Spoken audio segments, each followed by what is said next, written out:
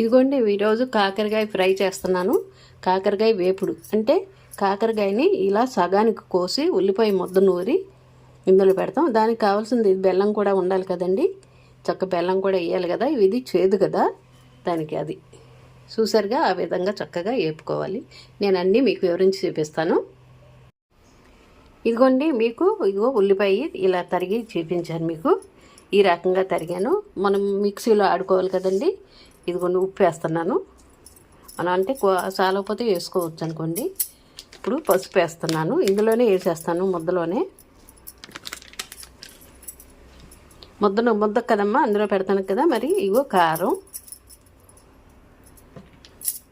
ఇవమ్మా బెల్లం కూడా వేసేస్తున్నాను. కలిపి చక్కగా ఆడేయాలి. చూసారుగా ఈ విధంగా మిక్సీ పట్టేయాలి. ఇదిగోటి చూసారా, దీంట్లో గింజలన్నీ ఈ రకంగా తీసేయాలి. ఇదిగో ఇక్కడ పెట్టాను చూసారా. ఇదిగో ఆల్రెడీ నేను అలా పెట్టేశాను. ఇదిగో ముద్ద ఈ రకంగా చక్కగా నూరాను మెత్తగా. ఇప్పుడు ఇది మనం ఇలా ఉన్నది కదా, ఇప్పుడు చేపించాను కదా, డొలక్ కింద ఉంది కదా, దాంట్లో ఈ రకంగా తీసి ఈ రకంగా ఇలా పెట్టేసుకోవాలి. లోపల ఇదిగోండి ఇలా పెట్టేసుకోవాలి బాగా. చూసారు కదా, ఈ రకంగా ఇలా చేసుకోవాలి. మళ్ళీ మీకు చూపిస్తాను నేను. చూసారా ఎలా పెట్టానో, ఇవన్నీ ఆల్రెడీ పెట్టేశాను. ఇగో ఈ రకంగా పెట్టేశాను లోన. చూసారుగా ఈ విధంగా. ఇదిగోండి ఇలా రుప్పుకోవాలి. ఇదిగోండి ఆయిల్ వేస్తున్నాను.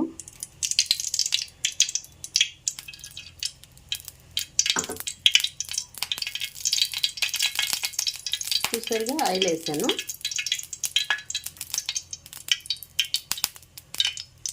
ఆయిల్ బాగానే ఉండాలండి, ఎందుకంటే ఇదంతా ఆయిల్లోనే చక్కగా మగ్గాలి కదా కాయి. ఇదిగోండి ఈ రకంగా వేసేస్తాను. చూసారా చక్కగా ఈ రకంగా ఇలా పెట్టేశాను. అవి చీరేసాను చాకుతోటి.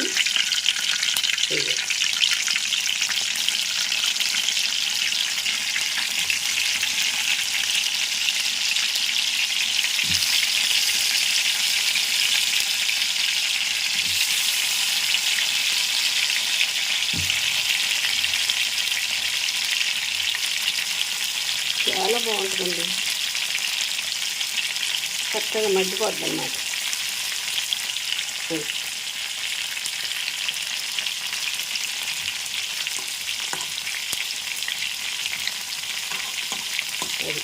ఈ రకంగా చక్కగా చూసారా ఎలా ఉడుకుతుందో.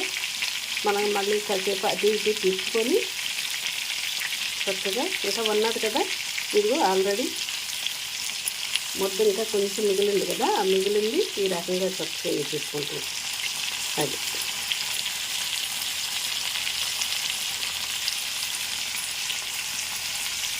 చూసారు కదండి చక్కగా ఆ రకంగా.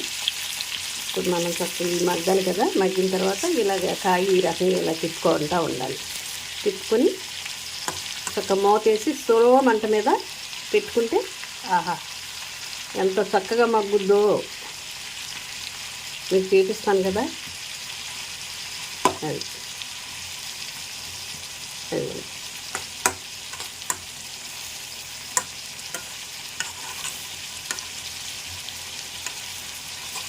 అదండి అన్నీ చక్కగా నూనెలోనే ఉడికిపోతున్నాయి. చూసారుగా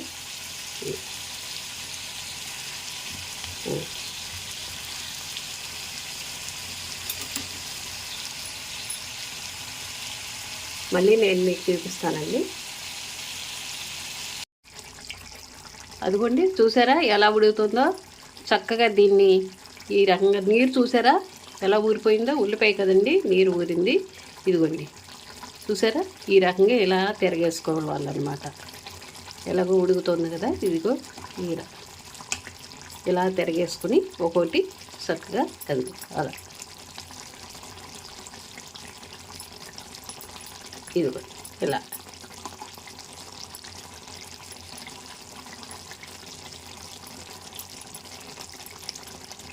ఈ రకంగా చక్కగా ఇలా తిరిగేసుకుంటే అటు ఇటు కూడా మనకి ఉడికినట్టు ఉంటుంది. ఇదిగో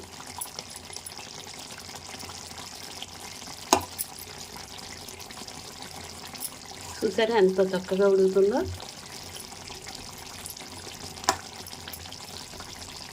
ఇదిగోండి, ఇది కూడా తిరిగేసేసుకుందాం. అది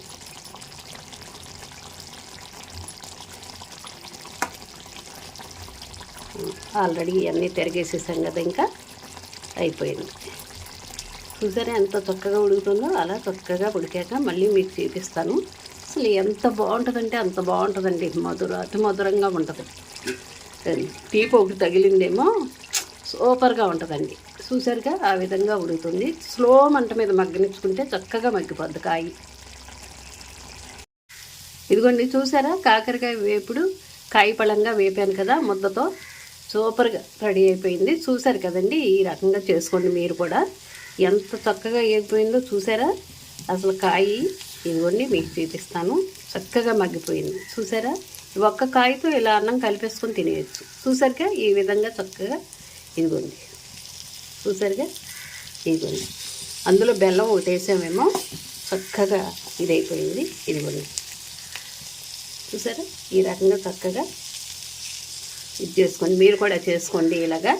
నేను చేసిన చక్కగా ముద్ద నూరి దాంట్లోనే బెల్లం వేసి ఉప్పు కారం పసుపు మొత్తం అన్నీ దాంట్లోనే వేసి ముద్దలో చక్కగా పట్టించి మీ అన్నీ నేను వివరించి మీకు చూపించాను.